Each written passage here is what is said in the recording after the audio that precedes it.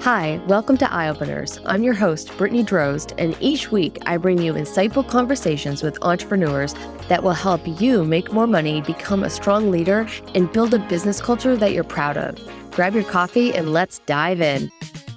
Hello and welcome to Eye Openers. Thank you so much for joining me, Samantha. And thank you to you guys for joining us today. And wherever you're hearing this, we're just so glad you're here because it's more fun to have insights about your business when you're here too. So I want to kick us off, obviously, by talking about what we're drinking because it really helps to have some, caffeine going through your veins in order to get more of those insights flowing. I know, at least for me anyway. But it's a little later in the day than I usually record. So I have moved on to some tea. But how about you, Samantha? What are you drinking? I too am drinking tea, and I'm not a big caffeinated person. I gave up coffee a couple of years ago, and just so you know, the former me would hate anybody who doesn't drink coffee and would hate me for giving it up and would be like, "What have you done?" But I did, and I drink tea, and actually, this is just to give them a plug. This is Celestial Seasonings chai, and it is like a punch, and it will the spice in here gets me going. And I'm a person who tends to be like, you just want to be careful with me on caffeine because it's a lot. You come with a warning. I come with a warning. Do not caffeinate me. Well, so I have little kids, and even though I go to the gym in the morning, I don't necessarily use it to wake up. I feel like it's one of those things I've associated with this is one of my little daily pleasures. And I've been looking at that recently. I'm not ready to step into the zone of giving it up because I feel like as a working mom, it is one of my few pleasures that I get to keep kind of the ritual around it, the habitual kind of routine of it, and examining where do I have these things in my life? Where have they gone maybe unexamined for too long? And are they still serving me? Are they not serving me? But I definitely stop. I have my 12 ounces and I don't do more because like you, too much caffeine and I'd be bouncing off the walls over here for this episode. I've definitely upped my turmeric intake. So if you're on a video, you can see I have this super yellow orangey tea right now. And we had a lot of sickness in our house over the last few months. And I feel that just the anti-inflammatory components of the turmeric really makes me feel better. And kind of like chai, right? The strong spice, seasoning flavor just really gives you a little punch that feels good. Yep. I'm all about the natural health, whatever can help with that. So we also have the turmeric and just all the things. Sometimes I think, I want to do a health podcast, but no, I'll stay in my lane. Too much accountability. Way too much accountability. Right, exactly. Yeah, I don't actually want to be responsible for anybody else's. I just want to talk about what kind of weird healthy things do you do? Yeah. So we can learn from it. I think as a mom of little kids, you're on the front lines of health anyway. So I understand that they're just constantly going into new germ pools and bringing in new things. And so in a way, you could be the healthiest person, even though you're probably going to be sick all the time. Right, exactly. I know I had somebody who doesn't have little kids give me advice the other day. They were like, "Oh, you've been sick for oh my gosh, you always have a cold. Oh, well, you should really try this." And I was like, I should try getting rid of my kids if I don't want what's going on. I live with these little germ monsters. It's not that I'm unhealthy. But anyway. Nope. I don't have little kids. I don't give advice. No parenting advice from me. Exactly. Well, let's give you a proper introduction now that we know, what you're into for tea. Let's let the audience really know why you're here, because you and I met recently through a mutual acquaintance, and he just knew right off the bat. He's like, "You two have to meet," and he was not wrong. It was a fiery, fun conversation. I said, "I have to have you on the podcast because people really need to hear about the kind of work you do, but I would love the story behind it." Most successful entrepreneurs have a really fun story, and getting that out there and sharing that, I feel is so important. I mean, it's the crux of why I do this podcast, to get, we all know those famous entrepreneurs, right? Like the Elon Musks and the Gary Vaynerchuk's, but what about our more everyday entrepreneurs that we're running into at the grocery store that also have really amazing stories? Because those are more tangible. We can feel into that more, and it also feels more believable, like we could get there too. And so that's why we're here today. This is why we're doing what we're doing on Eye Openers. But back to my proper introduction here. So Samantha Hartley works with the consultants who are ready to break through the plateau and multiply their revenue. So not just like add 10, 20%, like we're talking about the X factor here, multiplying it. Without the exhaustion, by working with perfect clients for them on transformational engagement, so not charging by the hour, so that they can have profitable, joyful consultancies. I am so excited about this conversation because my life is full of entrepreneurs coming, telling me how exhausted they are. They literally feel like they're just spinning in circles. They don't know what to work on. They don't know how to get out of this kind of hamster wheel, rat racy feeling, even though that's the whole reason why they started their businesses to begin with. Yeah. So I'm sure we can pass back and forth a lot of stories, but I want to hear from you because somebody who starts a business that is this bold comes from somewhere, some kind of experience. Maybe that's a great place to start. Give us the bulleted version of Samantha's story. My bulleted story is I came into business from theater and Russian language. And so I just had this like kind of like international artsy interest and was kind of pulled accidentally into business, like most of us are artists who are like, well, I guess I need to make a living somehow. So I get pulled into it, but I happened to be in overseas at the time. And so I got actually pulled into the Coca-Cola company. So I worked with a lot of small businesses while I was working internationally and also kind of just, growing up in college and places. And so I really had a heart for small business, but then I kind of went directly from there into this multinational corporation. And so I worked in the field for them where I saw incredible dramatic growth. When I joined, it's hard to believe that such a thing, but Coke was kind of a new product there. It was a greenfield market, which is basically means like, just like go and make it available and the thing will sell itself practically. And so we grew from, just like tripled, like hundreds of millions over the 3 years that I was there. And that kind of growth is like, I've just got spoiled with seeing this dramatic growth. And so when they brought me to corporate, it was so much more about kind of like strategic, but so high level strategic that you kind of can't really make a difference in the business. They moved me from Moscow to Atlanta. They were like, okay, if you're going to do this, then we're going to take you to Atlanta. And that's a career path there. You'd take somebody to corporate and then they're going to be there a few years, and then they're going to go back out somewhere else into the field. And then that's like the career path within that company. And very quickly I was at corporate and I was like, oh, no. This is like where creativity comes to die. If you like make a suggestion in a meeting, people will look at you like, are you saying we're doing it wrong? And I was like, oh, okay. So I just was like, this is not going to work out for me. And I just left. And I didn't have a thing lined up. I just left because I got burned out. And really the answer to everything is being in the depths of misery at corporate is the reason I do everything that I do right now. I just work to be the opposite in every possible way. It's why joy is a major factor of my business.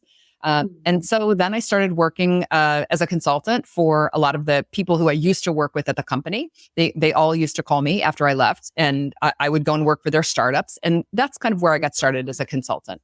And then an important thing, and I just mentioned this on a call with some clients today, is in the beginning, for like years, my clients wouldn't implement because I was working with clients who were like, this was like let's check a box. Let's bring a consultant in and like check a box. And I was— And you're consulting them in what, just to be specific?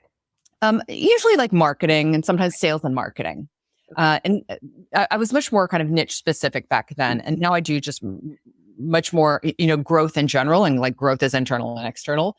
But back then it was, sales and marketing stuff. And then they wouldn't implement. I would write stuff up and come up with what I thought were great ideas and exciting stuff. And then I would go back to them for kind of like the happy ending of my success story. And there wouldn't be anything. And I was like, you guys, like, what's happening?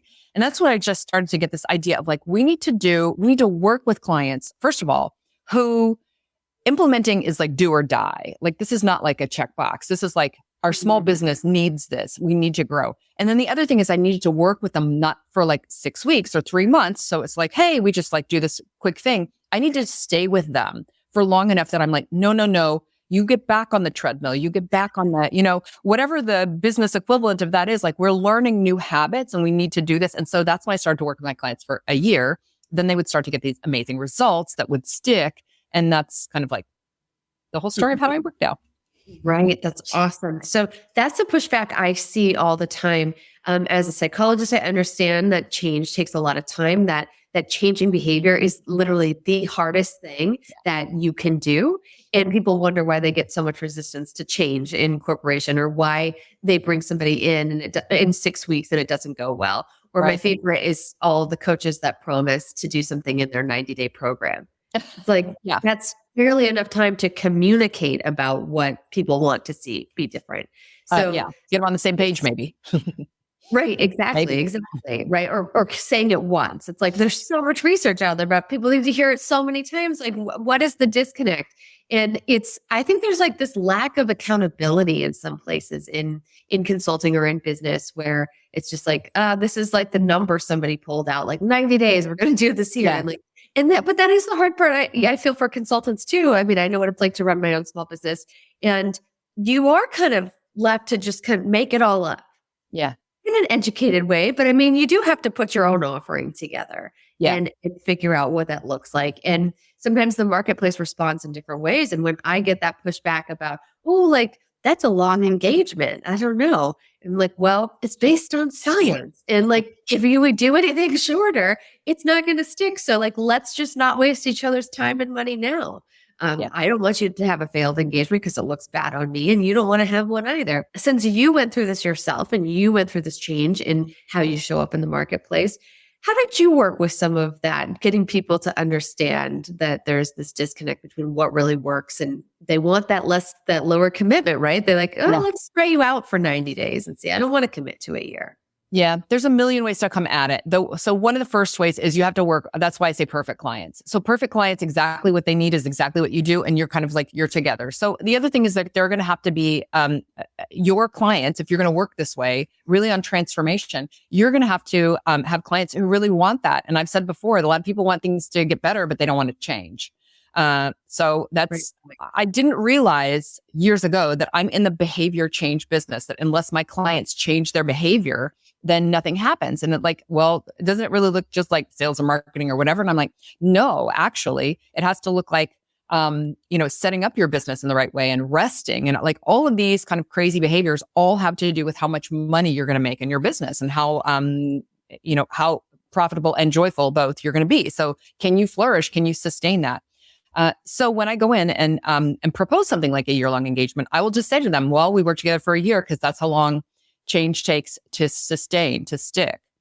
And when I have clients who come to me and say, I'm working with this company and they don't really want to buy into the longer thing, can I do something shorter? And I'm like, you can talk about doing something shorter, and you can always pull out like what you would do in your year-long program, like pull out the first 3 months and do that as a trial. But you need to be selling that in with the intention of saying like, and when this does work, we're going to continue, because otherwise, if we don't continue, it probably won't stick. And that's going to be on you, because I'm telling you that, and not on me. I know how to make that stick. And it's the repetition that I come in and do as we continue to work together. The other thing, and this is sometimes, I just want to point this out because I'm sure some people are hearing this and thinking like, oh, but 12 months. But, the client doesn't see any results until like they have a feeling that you don't get a result until the 12th month. No, you have quick wins. Immediately things can start to happen in the first month and the second month. And we as consultants, it's on us to do that, because we all know if you don't see a little bit of a change on the scale, you cannot stick with that diet. Or if you don't see a little change in how you look in those pants, you're not going to stick with a fitness routine. So we have to see quick wins early in order for us to be able to hang in there for the longer slog. And so that's really on us as consultants to structure the work so they see some quick wins and they're like, whoa, this is already working. It's like, yes, you are. You're doing great now. Next thing. I love that. What a great way to frame that, because I've seen so many people take their longer engagement, and when a client says, oh, can you cut that in half? They just speed everything up, and then it doesn't stick and it doesn't land. When really you could just chop up that year long, like you said, and say, okay, we're going to do the first section as you would do it anyway, and then just when this is successful, sign up for the rest. I really love that. Really love that approach. Now, you mentioned joy being a big part of this. Walk me through how do you take that and make it objective? Like, are you measuring for that, not only for yourself, but also for the client? Like, how does that look? I mean, I don't have measurables for it, but every client comes to me knowing that that's a factor, and that I'm gonna call them out about that. So it means that I want to differentiate it from joy, from happiness, because happy is like, a certain thing. Joy to me is more like, you can feel like I can be doing something that's really hard in my business, or I can be like, oh, I have to make this difficult phone call and stuff like that. But I'm still feeling a certain kind of joy on a soul level, because I know that I'm doing my soul's work, or I know I'm really fulfilling my purpose, or I'm in the right place at the right time. And you feel that kind of like the rightness of something. Even though it's not like fun, that the hardest meetings I've had with my clients, I call them, grown-up conversations, when you really have to confront a client, you really have to work through like a hard thing with them. And those of us who don't come from a psychotherapy background, Brittany, we are not that good at this. So we have to really learn this skill. And when you're doing that scary thing, and then you leave and you feel like, wow, I mean, I really did it. Like, that's joy. So as I said, when I was at corporate, it wasn't that, I wasn't happy. It was that the work wasn't fulfilling. It wasn't meaningful. I wasn't allowed to do, like, I can, all of that. It was not about happiness. It was about, feeling like I could achieve my life's purpose here, and knowing like, no, I can't. And it was like causing me to be worse and worse. Like, my mental health, and not just me, believe me, people around me were dropping like flies. So I knew that there's a better way to do it. And so a lot of times when people come to me, and the reason I say without exhaustion, we can dramatically increase your revenues, it's because we all know how to do it the exhaustion way. You just, do the engagement in twice as fast, right? And you just speed up the timeline on everything. You just sell more stuff and do more work, but that isn't sustainable either. So what I want us all to look at is this sense of like, working smarter, not harder, and like, really aiming to work with perfect clients, so that the hard part of your work isn't like dealing with this difficult client. It's like dealing with the client's difficult issues. Right. And so I want us intellectually to be like, how do I get my client better results faster? How do I solve this problem? And so a lot more of our time is spent in like thinking about our work than just kind of like hard slogging. Right. Which is usually the zone of genius of the consultant anyway. So that's where it is the greatest ROI for them to spend their time. Totally. Totally. And I have a term, which is the joy and genius zone. And the reason I call it that is because when we say genius zone, like, we all know what we mean, right? Like, yay, sure. Like, it's the thing that you're great at. But there are things that we're great at or really good at that give us energy or deplete our energy. And to me, that's the difference between a genius zone and then a joy and genius zone. So, for example, I'm a really strong writer, but I don't write for my clients, because even though it's a genius zone for me, it does not give me energy when I write for my clients. It's expensive for me to write. And so I save all my writing for my own brand, and I work with people who write for our clients. So it's, it gives me kind of like a measure of like what I need to be doing in the business. And so, genius zone, yes, definitely stay in your genius zone, but watch your energy as far as your joy zone. This is another thing about some kinds of work. There may be a client that you're working with who previously was joyful for you, and now you're at a point in the work, or now there's just something about the work that you just notice, like, I dread that meeting, and I'm not getting anything out of this anymore, right? So that's starting to give you an indicator that that you need to do something different, whether it's like, the client, or change the work, or have a conversation with them. This is how I'm using joy as a meter of what I should be doing and what I shouldn't be doing. Is it just energy? Well, things that drain your energy definitely aren't joyful. And there are certain things that can give me energy. Most of them are also joyful. So that's where I'm looking for energy lift, and also a sense of like meaning and connection to my purpose. I love that. When I was first starting out, I was super social sciencey about it. And I noticed that I was getting energized when I would see certain people and depleted with others. And so I started just tracking it and measuring it. And I would literally give myself like a 1 to 10, how I felt after that session. And it became so clear as I was creating my like avatar, who are my perfect clients, to use your term. Yeah. And it just like jumped out of the paper. So like, if you're not sure who that is for you, this is something I highly recommend doing. And I do it often. I do that activity like probably every other year to make sure, and it shifts over time, just like you said, like that changes, or even within an engagement, like we call it the honeymoon period, right? Like everything's going so great. And then like maybe 6 months down the road, after you've had a few of those challenging conversations, there are these parts of a long engagement like that where you have to kind of push through. But that's also what I love about a longer engagement, because that's the deeper work. Yep. Like you can cut through that surface level stuff, but then that's where the tensions really start to come out. And that's exactly what you're there for, is that part of the work, but it can be uncomfortable at the time. So, Yep. I had a client who it took me about 5 months into the engagement to learn her sabotage strategy. I was like, aha, I got it. She came to me one day and she was like, I'm confused. And I was like, she's confused every third meeting. And we talk about this. I've said this, like, is it me? Like, and then I realized, I was like, is it not clear? And I thought, this is the thing, is she goes, she shakes the Etch-a-Sketch and is like, blank slate, I'm confused. And I was like, no, that is it. And when I said it, she was like actually joyful about it too, because it was like, oh, it was a revelation to her. Oh, no, I'm not. I'm not confused. I'm scared about what the next steps are. And in order to deal with that, this is what I do. So, we'd go back and forth and back and forth and back and forth, back and forth, back. And then, the day she said that, I was like, eureka. And then wonderful things happened. Yeah, that's awesome. I've jumped around here on the questions because we have this really unique opportunity, I think, in the way that you work, being so different from other people. And so I really wanted to highlight that. But I want to ask you, what kinds of breakthroughs or moments of insights, eye openers have you had that changed the way that you lead or show up in your business? Like, what were those kind of key inflection points that were like, aha, and you can't unsee it and you have to change the way you're operating? Well, I think the transformational engagements was really one of the first times that, because I had a client who came to me and was like, I needed this and a this and a this and a this.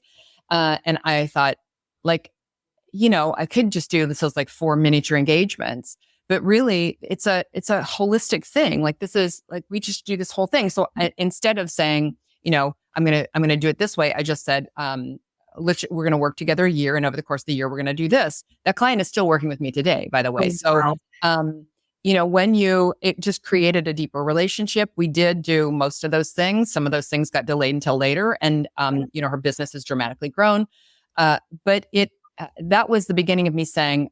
Also, the former me was, a lot of times I was working with clients, I was like, I don't want to see this client in 6 months. I'm going to be done with this and get out of here. Like, are you kidding me? The idea of working with somebody for a year, again, my former self was like, no way. And I had done a lot of personal development work on myself, so that when it was 5 months in to somebody and they started, I finally realized their sabotage strategy, I could have a conversation about that. So, really the choice to do deeper work was one of the biggest transformational moments.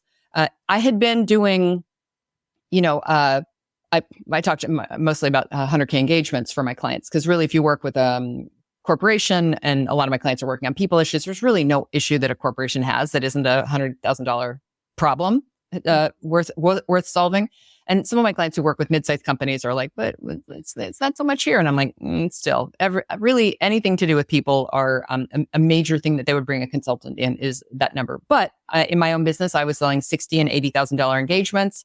And I have since sold some 100, but just in general, what you want to look at is like a higher, yes, high ticket, but what does it mean? It means an investment that is commensurate to the value that you're bringing the client. So I had been doing a lot of those, but for short-term engagements. So like a 6-month thing, and then something like, call me if anything breaks, but like it was a 6-month thing. And then I was like, no, I think I need to just say, I am with them, and we're continuing to meet in a structured way all throughout this, because sometimes they call and sometimes they don't. And I'm like, I'm going to force these results to happen and to stick, right? I'm going to be there as for the accountability and the support the whole time. And that was really one of the biggest transformations in my business, was starting to work like that. Also, consultants struggle with the revenue roller coaster. And if I look at my revenues pre and post, I had classic revenue roller coaster revenues, which was it can still be a decent amount of money that you're earning. yes. But you still have peaks and valleys. And I always share my most stark example was a month I had a $40K month followed by $700 month. And I'm always like, no matter how you structure your payments to yourself and how you do your books and stuff like that, that's like too big of a swing. So when I started doing these longer term engagements, and you just pile those one on top of the other, that's going to turn into a business that's going to give you a lot of security. And my business just went like that after that. So that's really one of the big ones. I would say the other thing is that because we do, my husband's a spiritual director. And so because we do so much personal development work, over the years, I started to bring that more into my work. And so we would work on things like inner child. I said, saboteur. So we're working on archetypes a lot, like child archetype, hermit archetype. So a lot of the personal development work that I was doing, I started to bring into my business. And so again, my former self would be like, don't go there. Yeah. What if they bring up a horrible thing? What if they bring up a scary thing that you don't know how to handle? I've just been able to go into places with my clients that my former self wouldn't have known how to handle, but I do know how to handle because I've done really hard work with myself. And so I can work with my clients on things like money trauma and again, all of this crazy self-sabotage and our fears of things. And because I'm willing to work on that level, I think we have deeper discussions. My clients get better results, and the right people come to me, and the right people stay for a longer time because they really, really want to work on that kind of a level, and it's made my business much more fulfilling, I would say. Right. There's that joy piece and impact. Mm-hmm. Well, I love that you're talking about value because I feel like everywhere you look, someone's trying to say like, here's how you get high ticket clients or, work with CEOs or all this thing that's like just about money and status. But if you're not bringing that value, like you can't just like, Samantha says charge 100K. So I'm just going to charge 100K. Like, it's not that simple, right? Like you need to be explaining like, what is the value of the problem I'm solving? Yeah. What does that create for them and basing it that way? So it really does need to be value centered and looking at what you do.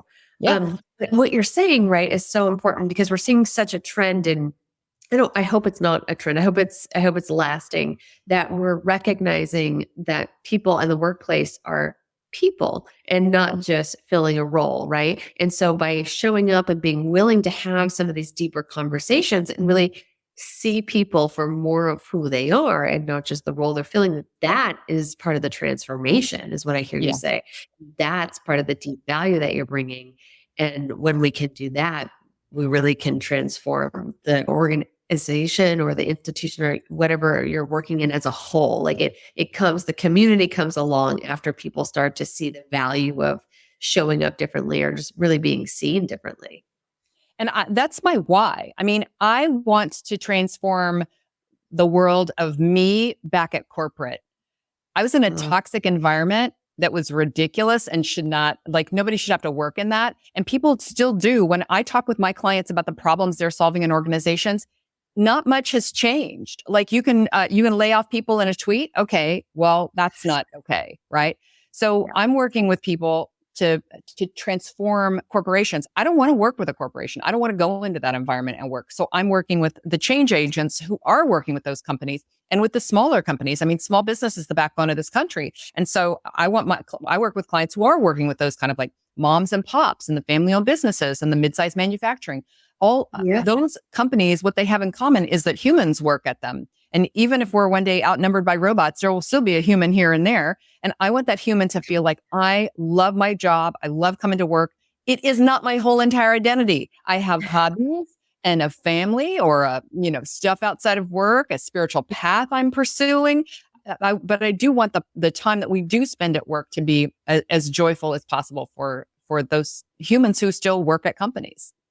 Yeah, I love that. I was just listening to a podcast with Eric Mosley, who runs Work Human and is based out of Boston, actually. And he was talking about that bringing more celebration into the workplace and actually how much that really does for people. And he tied it into retention. Like, that actually, if you have 5 points of place where you can celebrate somebody or say thank you for what they've done explicitly, that you reduce the likelihood of them leaving by like 50%.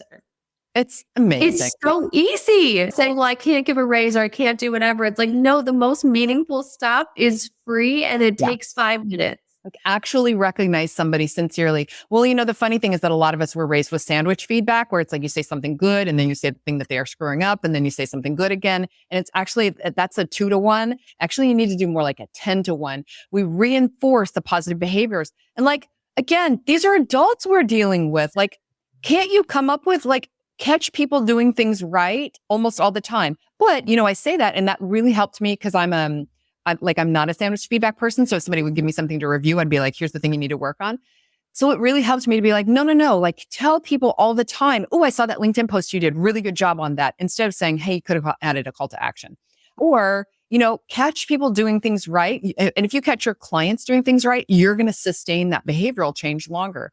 And, just to take it back to the inner child stuff, that's even if people aren't like, don't really care about like compliments and stuff like that, that there's a part of them that really does want like to get an A and to be like doing well and to be recognized and called out and like speak to that part and be like, hey, great job today. Yeah, really great point. So that is a primitive part of our brain that I don't care who you are, you can't outrun. And I always try to teach people like to work with that part because it's not going anywhere. Like we do that for our self-preservation. Like we want to be liked and accepted and part of something bigger than us and run with that. Like know that about yourself and then take that and make it about others, right? Like if you want to your boss to notice your great job, then also your people are feeling that way. And so the best thing we can do is just to spread that. But, it does sometimes start at the top. And if that's not a framework that people are used to, and that's not ways that they give feedback in that culture, like it can be challenging to start. But if you are hearing this information, like you can cite this podcast as a source, like I'm happy to share with you my resources and make that different. You have influence as well. People they're not so quick to see that anybody can change an organization. You can make influence and make changes too. And I promise no parenting advice, but I would say I think that's probably a good thing to do at home too. Like catch the kids doing something right, catch your spouse doing something right, catch everybody, your friends and your neighbors. Like it's so true. The thing is, and the more you do it, the more you build that habit for yourself of even noticing it, which is, I think it's an upward spiral. Completely. So I want to ask you one more question here. And this is great for everybody's learning. What would you say is the number one behavior that got you to where you are today, but might hold you back going forward? That's a right. So, and I do this. I want people to like share their vulnerability a little bit, and it's a great way for us to see how we evolve and change over time. I mean, I am at war with my clients on the work hard thing, and so, but a lot of what got me here is just the resilience of like not giving up and like going, and I really have to watch myself for the pushing. Allow instead. In law of attraction, there are people who believe in something called the law of allowing, which is like kind of like we let things happen, and I'm like that's my worst law. Because I'm not a big let things happen person. I'm like I'm going to make it happen. So, and I had a boss like before my corporate terrible experience. I had a wonderful boss at that same company who said, "My job is make it happen," and I was like, "I love that. My job is make it happen," and I'm like, "Make it happen, make it happen." And I think a lot of what got me here today is like, I will make it happen. Like, get out of my way because I will make it happen. By God, if you want somebody to get it done, I will make it happen. And that can really, like, as I get more mature, what I start to look for is like, no, I can allow it to happen. I can put things in motion, and then I can like allow, like the universe can step in and cause things to happen, or somebody else can support me and make things happen. So, things can change. Beautiful. How do you track that how do you keep your finger on that? I would say amount of time I work, looking at how clients come to me. Like, did a client come to me because of something I did or because of kind of just deadgum serendipity, and sometimes if there's enough of it that's just serendipity, I feel like, I'm being supported.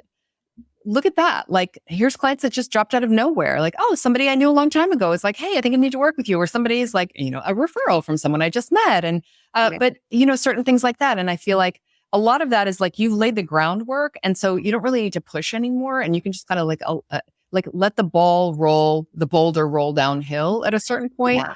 Right. And as I say, I just like work with my clients on this all the time because there are certain habits that I have that I want them to develop. And then there are certain ones I'm like, I don't think everybody needs to have that one. Right. It's really helpful. I know for me, I have hard start and stop times. Good. that I have, lots of things going on in my private life that support that, reinforce it. But that's been really helpful for me is to say, and it's done. And I'm closing the computer at this time, Absolutely. Keep that balance. I live on Martha's Vineyard on this beautiful island, and we vacationed here before we moved here. And in the wintertime, the sun goes down right now at 4:30 in the afternoon. And so one of the things that would happen is I have dogs that have to be walked, and we can't walk in the dark. And so I was like, oh, my day needs to end by 4, or else I don't get to walk them at the end of the day. And so I began to shape my work hours to accommodate that. Awesome. I love it.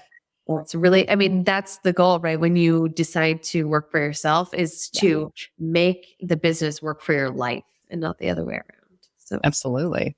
Perfect spot to end on. Samantha, tell us, how can people find you? Because you're doing amazing work and there are so many consultants out there that need to make this shift in how they show up. Thank you.